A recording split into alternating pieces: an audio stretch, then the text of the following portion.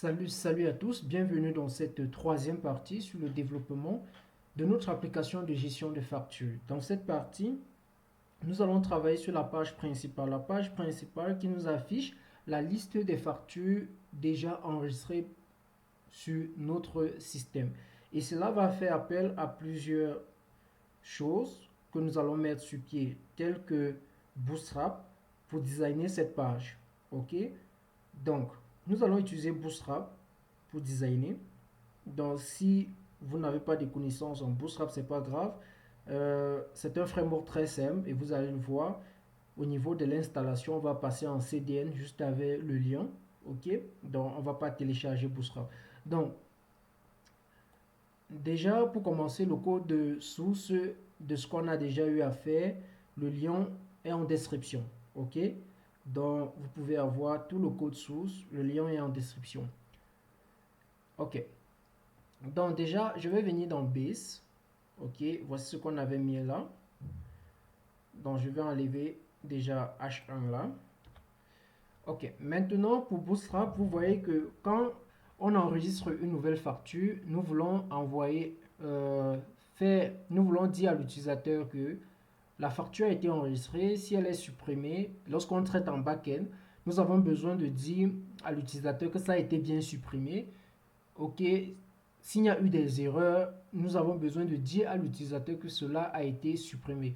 Pour cela, nous avons besoin aussi que le message qui s'affiche devant l'utilisateur soit un message qui reflète l'action. Ça veut dire que si ça a été enregistré avec succès, nous aurons besoin que la couleur du message, du background, de l'arrière-plan du message, soit une couleur qui fait appel indirectement au succès. Si c'est une erreur, que la couleur fasse appel directement à une erreur. Ok?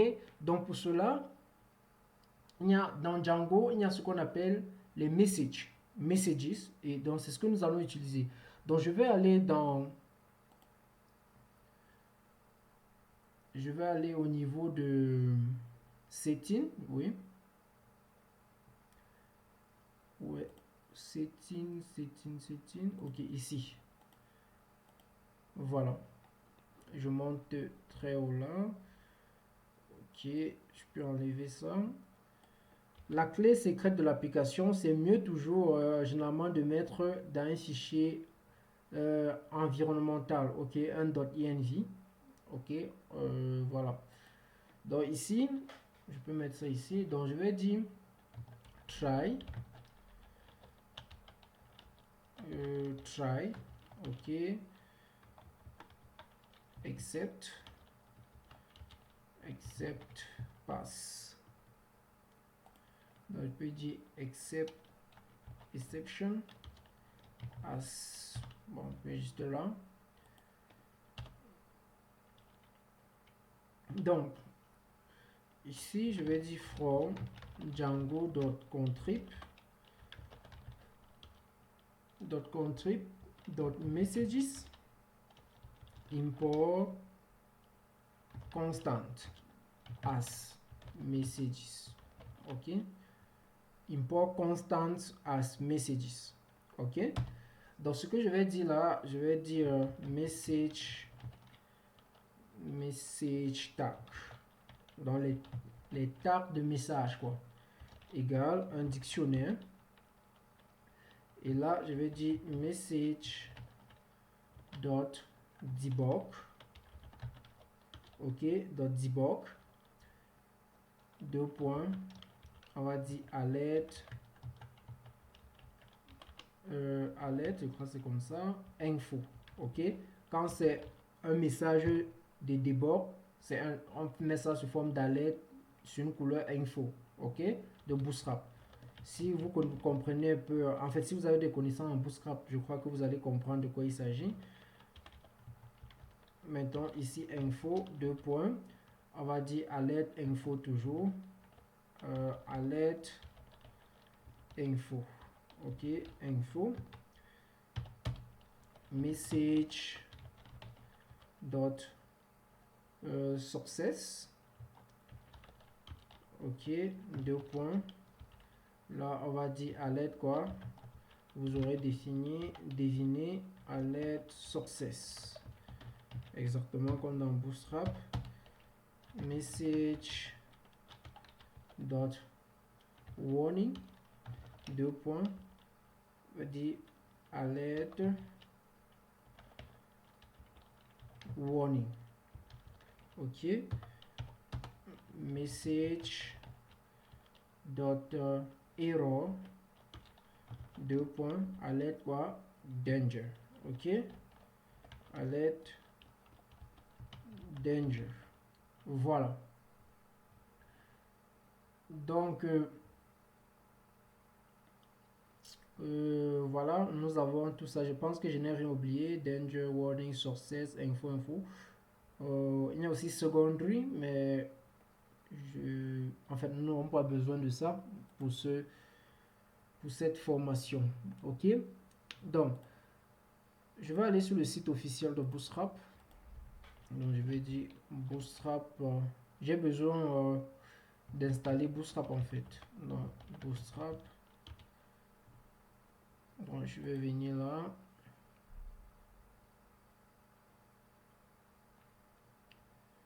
Je vais prendre la version 4. Pas la version 5.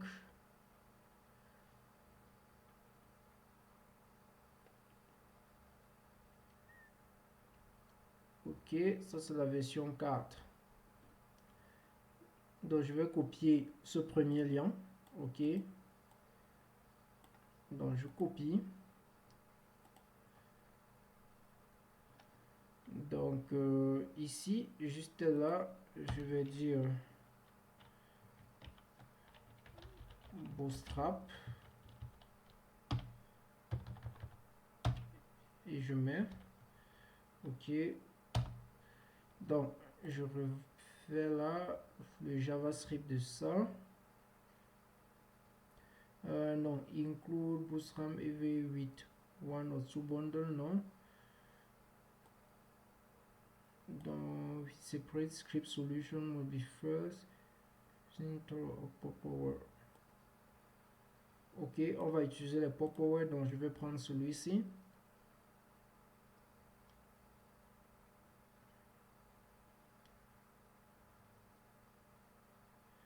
Donc ici, on a jQuery.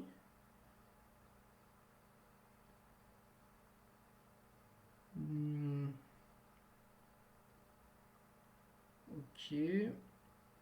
Donc je pense que je vais prendre celui-ci. Ok. Donc on va mettre ici.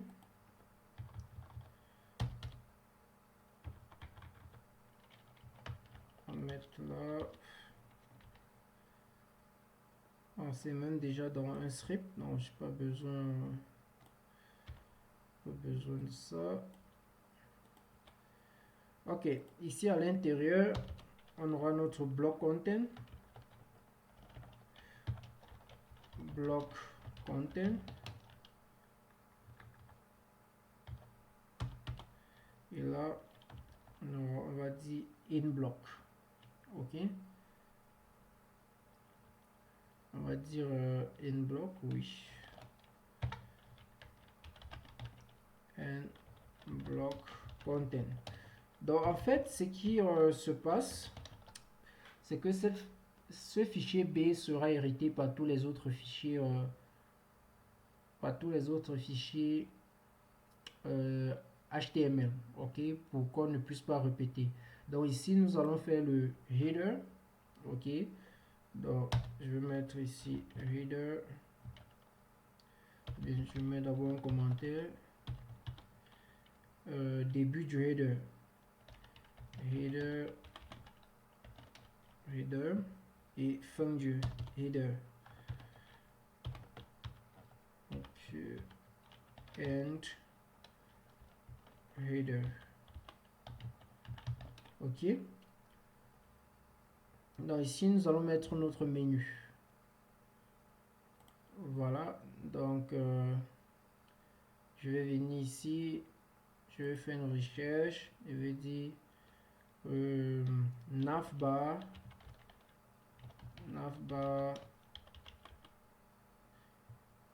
ok, navbar, ok, on a besoin de quelque chose un peu comme ça. Bon, on va enlever certains trucs, donc je copie ce code et je mets là. Donc, je vais mettre un tab header ici et mettre cela à l'intérieur. Donc là, nous aurons besoin ici, je vais dire invoice system, ok, un système de facturation. Ensuite, nous aurons besoin de quoi? Du drop down et l'endroit où nous allons mettre les langues, ok. Donc oui, je vais ce drop down ici, on a room, ok, je vais enlever même, ok. Ici je peux dire more option pour plus d'options, ok, more option, et là je vais dire add customer, donc pour ajouter un client, as customer, ok, et là je vais dire add admin, ok, pour ajouter un admin. Ensuite, qu'est-ce que je peux dire? Ça c'est quoi? Il y a un divided ici, oui, je peux laisser. Ici, je peux dire quoi? Statistique. Bon, statistique, ok. Donc, pour disable, si je vais enlever. Pour le formulaire, je vais enlever. On n'a pas besoin de ça. Je rappelle que le code source est en description, ok. Room, est-ce qu'on a besoin de ceci? Pas vraiment. Ok, on n'a pas besoin de ça. Ok. Donc pour la langue, je vais faire un div pour la langue, tout simplement. Ok.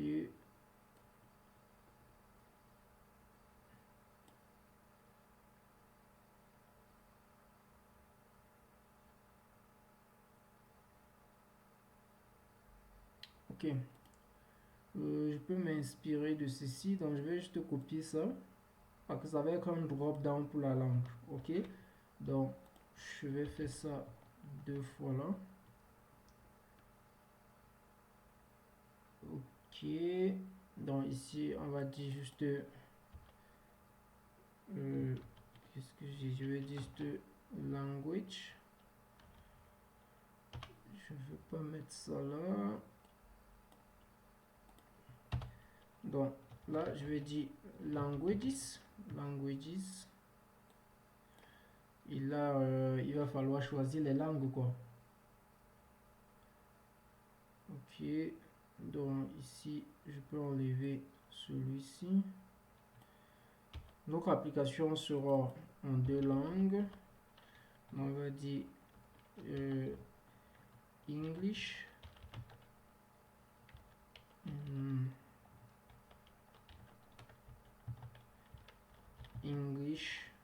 et French, ok. Voilà, donc à tout ça, donc on va créer un autre fichier qu'on va appeler index.html.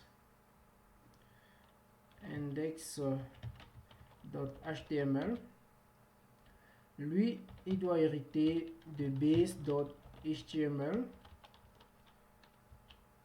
Et là, on doit mettre le bloc content. Content, ok. Voilà.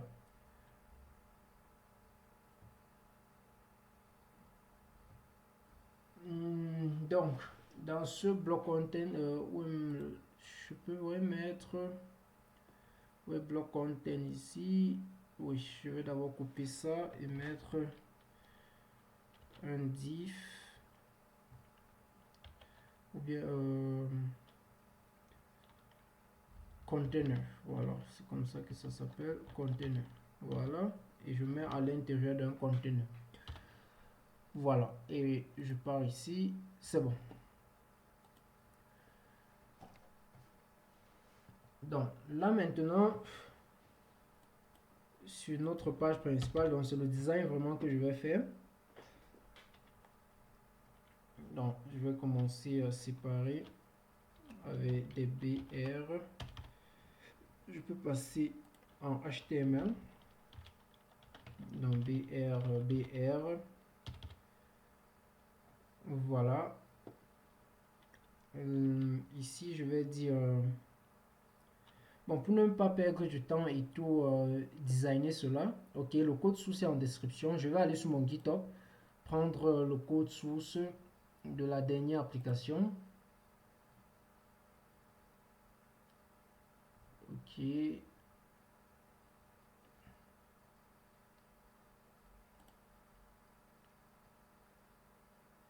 Elle est lente là. Très mauvaise connexion. Donc, non, c'est pas ça.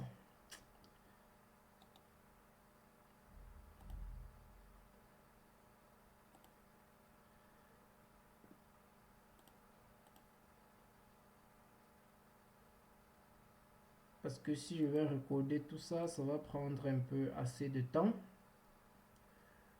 Dans le mieux, comme c'est juste du HTML et du CSS, template.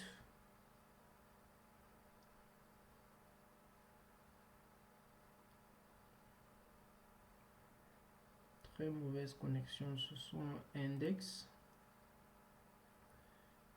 Ok, donc c'est ça. Donc je vais expliquer.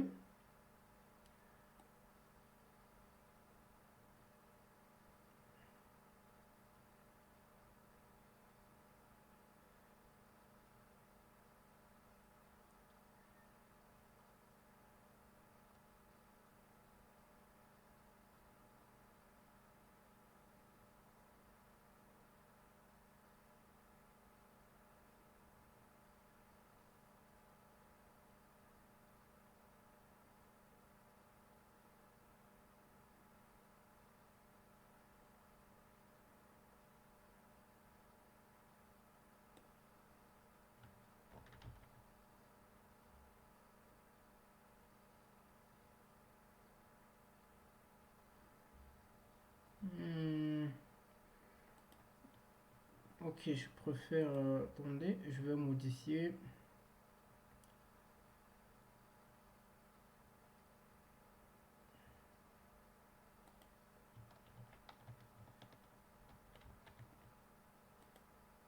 Donc je vais expliquer, hein, donc ne vous inquiétez pas, on va remodifier presque tout.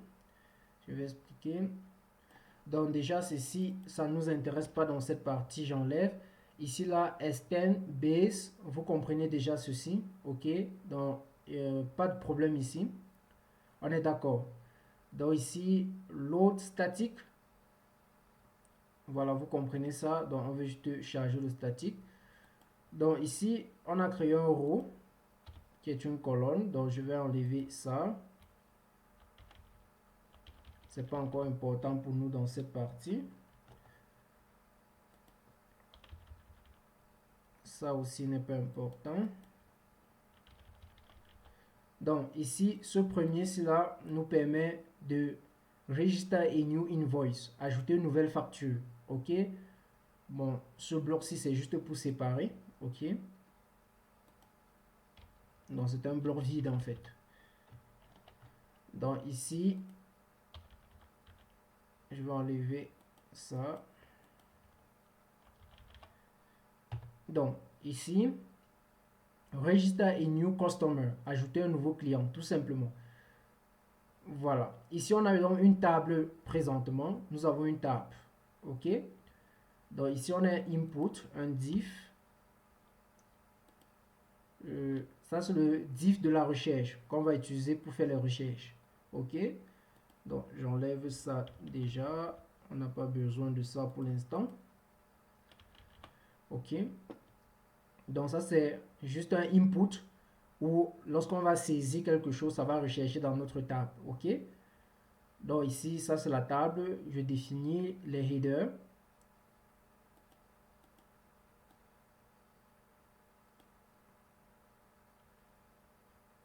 Je pouvais même les enlever une fois. Bon.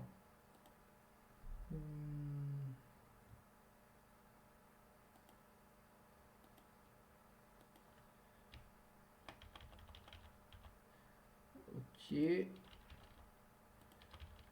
Donc, ici, ce sont les champs de la table, n'est-ce pas? Donc, on a le customer name, le nom du client, la date, le total, si ça a été payé, le type de facture et l'action.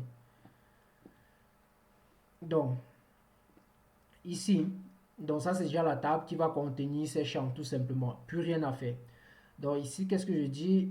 On va aller dans la vue qui va afficher cette page.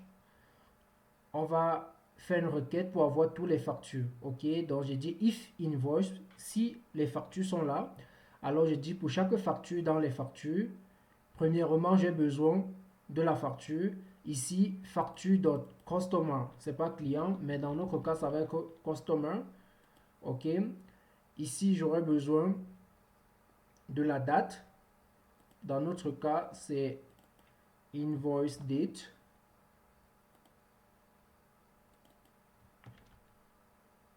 Maintenant, du total, OK, nous avons get total, si vous avez suivi le tutoriel jusqu'ici. Maintenant, pay, si ça a été payé, j'ai besoin d'une icône de yes, au cas concret, une icône de no. OK, on va mettre ces icônes-là avant de continuer. Donc, je vais aller dans statique. Je vais créer un dossier image. Images. Non, images tout simplement, c'est un dossier. Et à l'intérieur, je vais mettre quelques images. OK, vous pouvez avoir ces images-là toujours dans le repository. Ces deux images, des icônes pour oui et non. Donc, j'ai ça dans ma machine. Donc, je vais juste chercher. Donc, c'est Django facture, statique, image. Donc, voilà les deux images. Donc, je les copie. Vous aurez ces deux images-là dans le répertoire. OK, donc ne vous inquiétez pas. Donc, nous travaillons dans quoi? Django Invoice, c'est le nom de notre application. Donc, c'est ça. J'entre ici et je colle. OK, donc on a ça. Donc, c'est ça maintenant que nous avons ici. OK, voilà les deux. Donc, au cas où ça a été payé, on dit yes. Si ça n'a pas été payé, on dit no. OK, tout simplement. Maintenant, pour afficher le type de facture, donc je viens ici, où est type, invoice type. Rappelez-vous que invoice type était représenté par les caractères R, P et F. Donc pour afficher reçu, pro forma facture, facture, OK, à l'heure là, il va falloir, OK, il va falloir ajouter un display devant ce nom. Parce que sinon, ça va juste afficher P, R, P et F. Bon, vous allez voir ça. Je vais enlever et vous allez voir ça après. Donc, on va voir ça. Donc, pour avoir le type, donc c'est invoice types. OK, invoice type. Donc, Maintenant, pour les actions, on a besoin de l'action de voir. Ok, view, qui s'appelle view. Ok, on aura besoin d'une action delete pour supprimer. Ok, et nous aurons besoin d'une action modifier pour modifier. Ok, donc modify. Voilà, donc nous avons ça. Donc ça s'arrête en fait ici. Ok, ça s'arrête là et c'est pas compliqué quoi. Donc ici facture PK, facture, ici on va dire customer. D'ailleurs on va revenir sur ces champs là. Pourquoi on les met comme ça, data customer, data ID, c'est pour les récupérer dans le JavaScript. Ok, donc ne vous inquiétez pas. Maintenant c'est ici que la boucle s'arrête. Maintenant la pagination. Ok, la pagination, nous n'allons pas faire cela dans ce tutoriel, donc je vais enlever la pagination.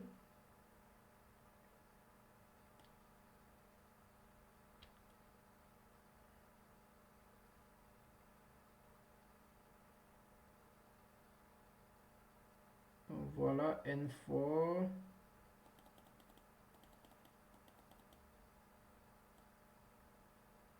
And if, bon je vais mettre un else ici. Donc nous n'allons pas faire la pagination ici.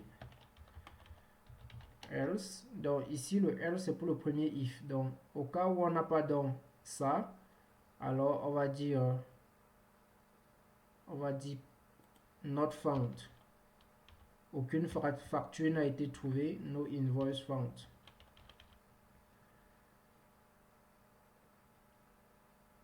Maintenant, il y a ce bloc qui va nous permettre de modifier. Donc, j'explique déjà ce bloc. En fait, c'est un modal. Ça veut dire que quand on va cliquer sur modifier, ok, regardez l'ID modifier. Si on monte là, vous allez voir modifier. Où est ça? Title modifier. Data toggles. Voilà, ID, bouton, invoice, mode. Ok. Donc, si je continue là, voilà, data target, vous allez voir que c'est modifié.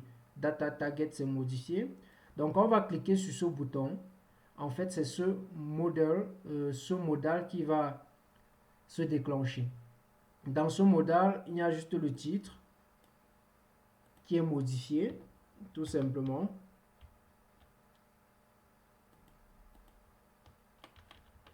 Modifié. OK. Ensuite,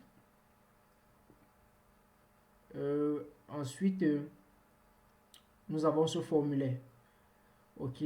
Nous avons ce formulaire où nous demandons à l'utilisateur si ça a été payé ou pas. Donc, quand on modifie, il s'agit seulement de savoir si la facture a été réglée ou pas. OK. Donc, c'est le seul champ qu'on modifie. C'est pour ça qu'on demande ici, est-ce que cette facture a été payée? OK. Tout simplement, this bill has been paid. OK. Vous pouvez écrire en français si vous voulez. Et voilà. Donc, si vous écrivez en français, après il va falloir traduire en anglais. Si, comme moi j'écris en anglais, après je vais juste traduire en français. Donc, c'est la même chose. OK. Donc, est-ce que cette facture a été payée? Donc, oui ou non. Voilà. Donc, fermer, close. Donc, on peut fermer le modal.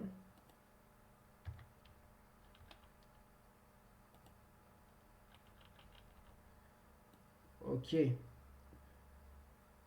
Donc, il y a ce champ caché ici. Je vous dirai à quoi il sert, OK, dans la prochaine vidéo. Donc, maintenant, il y a pour supprimer aussi, c'est la même chose. Donc, c'est un modal. Quand on clique sur supprimer, OK. Donc, dans ce formulaire, on a ce champ caché aussi. En fait, nous allons revenir dessus et donc ne vous inquiétez pas. Êtes-vous sûr de vouloir supprimer? Mais tout ce que vous avez à faire, c'est d'avoir ce design. Ok, j'ai pas voulu qu'on le code parce que ça devait prendre assez de temps. Ok, parce qu'il y a d'autres designs qu'on va le faire, celui de la facture, et cela nous allons faire pas à pas, et ça va aussi prendre assez de temps. Donc je préfère qu'on copie celui-ci parce qu'il est plus simple à comprendre. Ok, donc c'est la fin ici. Donc ici, on voit que on a le modal de suppression, aussi de modification. Ok, voilà, ici on a les images statiques, images, tout simplement, action, voilà. Donc, ce qu'on va faire maintenant, c'est créer, je crois qu'on avait déjà créé, dans ce fichier statique, dans ce dossier statique, on va aller ici. Je vais copier, ici, je vais copier un bout de code statique que j'ai déjà écrit. Donc vous allez faire la même chose. Donc c'est déjà en description. Donc pour comprendre, ça va pas être c'est très simple à comprendre.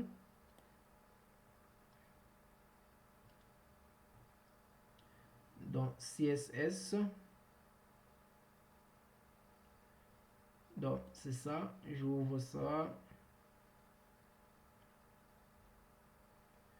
Ok, donc c'est juste un peu du design très simple, c'est pas, voilà. Donc ça va nous aider plus dans la facture, ok, juste dans la facture.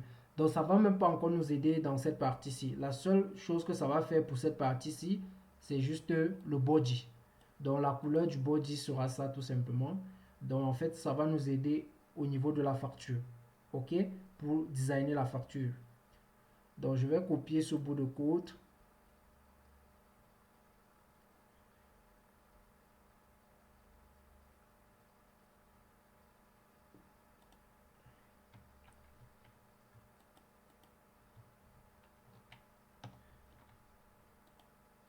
Je vais aller dans CSS et je vais coller.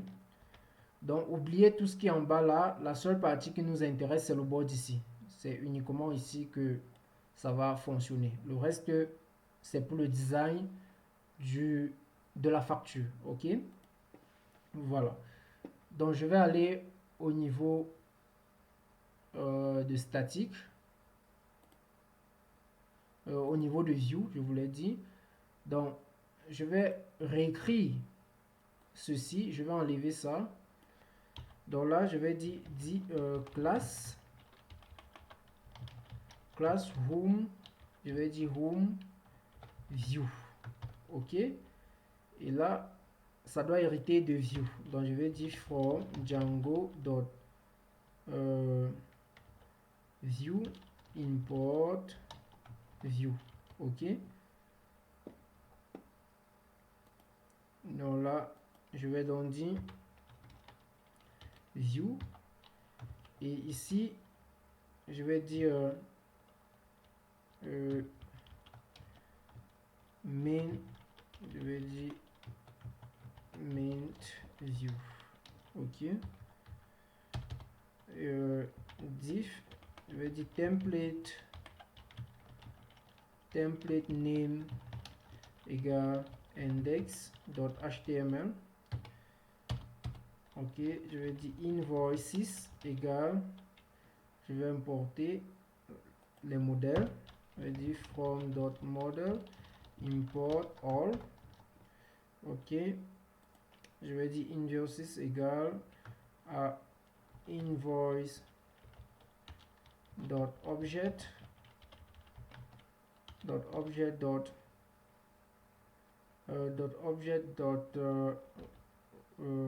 select related, c'est pour rendre cette requête plus simple. Je crois que plus rapide, je vous l'ai dit.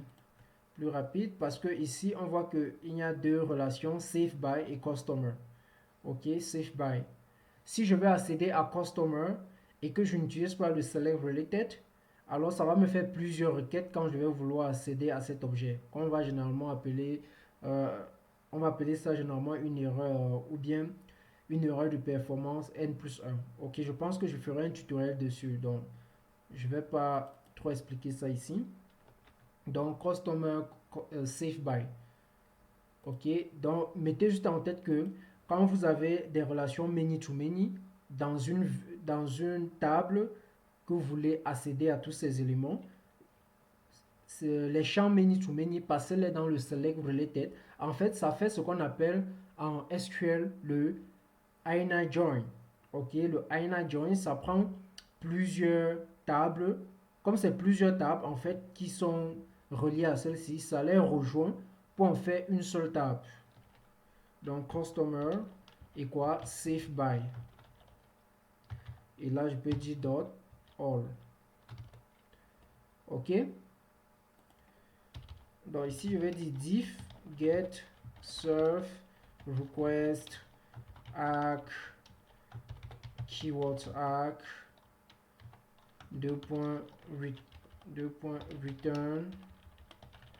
return random request serve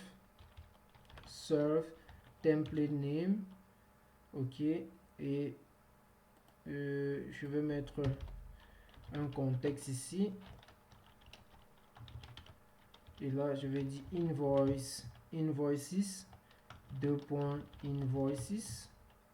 Ok, dans le contexte, ici je vais dire serve.context.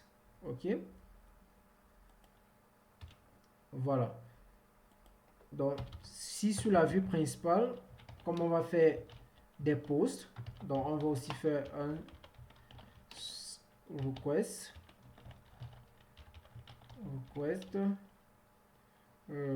keywords arc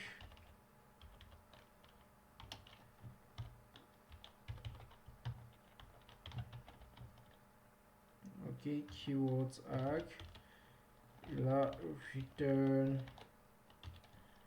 random request, ok, serve dot template name serve dot context. Donc ici on ne fait encore rien dans les deux cas. Donc tout ce que ce soit un post ou un get, on retourne la même page. Ok, donc on va enregistrer cette vue dans URL. On va dire dot as view. Ok, tout simplement. Donc ça a été déjà enregistré. Donc on va lancer notre serveur. On va dire Python manage .py server.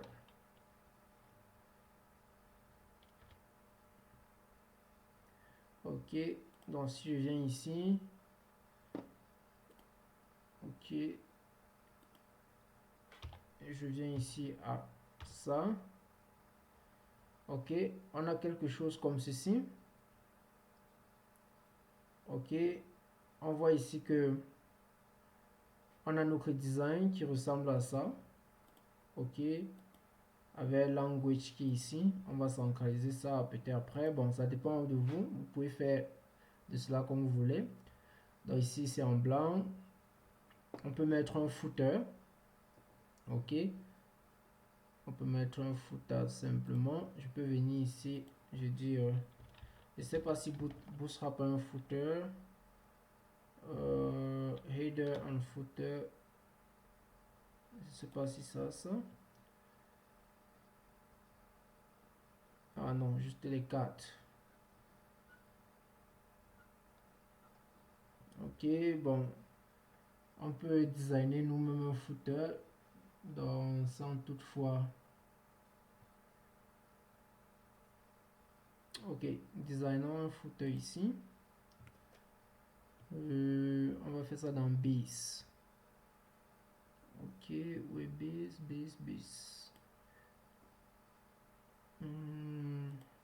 Ok, Donc, on va faire un footer ici pour que ça soit partagé partout là. Donc, ici, je vais faire footer. Donc, designer, hein, je vais faire un peu de n'importe quoi là, mais il faut que ça ressemble à un footer. Donc là, je vais dire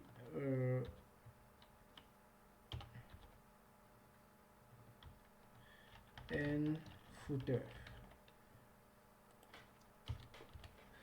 Donc, je vais commencer à dire si footer, ok.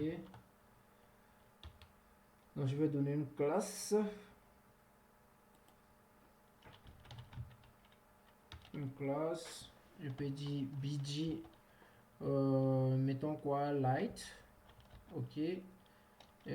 Text center, text white. Donc, le texte en blanc, bon, si le texte va bon, mettons texte dark, ok. Donc, designer comme vous voulez. Ensuite, je vais mettre quoi, le copyright. Donc, mettons juste un copyright. Ok, copyright, et là on met n copyright, ok. Voilà, donc ici je vais mettre un div, je vais donner je vais dire quoi ici même, bon, tout ce que peut dire invoice system. Ok, invoice system. Il y a ce caractère de copyright là qui est comme ça se met comment encore? Bon, je me rappelle plus. Bon, on va mettre ça dans la prochaine partie. Ok, on va dire 2023 copyright. Ok, copyright. On va mettre un A. Donc ici on va dire https donnerprogrammeur.com. Et là on va mettre donner programmeur. Bon, je vais venir ici, je vais juste taper un petit truc là, je vais dire copyright symbol. Ok, donc juste pour avoir le symbole quoi. Non, c'est ça ici, je vais copier et rentrer ici avec. Donc je vais mettre ça ici. Ok, donc c'est ce symbole que je cherchais. Bon, arrangeons un peu ça, centralisons un peu tout ça. Donc je vais dire classe. Ici on va dire text center. Ok, le padding peut être à 3. Ok, mettons un padding à 3. Le style, bon, ça va dépendre. Bon, pourquoi pas maintenant. Bon, le style, non. Je lui donne un style seul. Ok, style, je dis background color. Je vais donner un style un peu particulier, RGBA, n'est-ce pas? Entre parenthèses, je peux dire 0, 0, 0. Et maintenant, l'opacité à 0.2. Voilà. Ok, pas mal. Voilà. Je pense qu'on peut laisser comme ça. Ok. Donc, si je viens sur facture, voilà. Donc, on a quelque chose un peu comme ça pour le footer. Ok. Et au fur et à mesure qu'on va mettre les choses, ça va descendre en bas. Là. Ok. Voilà. Maintenant, ici, on a le bouton, on a cette barre de recherche. Not found. Donc, il n'y a encore rien à l'intérieur. Donc, on va venir ici. Aller dans la vue et voir, on écrit invoice. Parce que rappelez-vous qu'on avait enregistré quand même un élément dans la table des invoices. Donc si on revient, parce que j'avais mal saisi, et dans ce champ-ci invoice, cet élément, je vous l'ai dit, c'est ça, n'est-ce pas? Invoice que nous appelons ici maintenant. Donc si on vient là, on rafraîchit. Ok. Donc on a un premier élément. On a le nom du client. Le total c'est none. Ok. Pour dire que il n'y a pas de total. Oui, c'est tout à fait normal. On comprend pourquoi. Parce que on n'avait pas enregistré les articles. Ok. Et on appelait plutôt pour le total. Nous avons appelé plutôt get total. Ok. Si on met total, ça va fonctionner. Si on met total, parce qu'on a un champ total. Mais si on met get total, vu que get total communique avec la table qui est en bas, si vous vous rappelez comme on a fait dans le tutoriel précédent. Donc si on met plutôt comme ceci, là on aura la valeur. Donc c'est pas comme cela qu'on veut faire. Ok, donc on va vraiment laisser get total.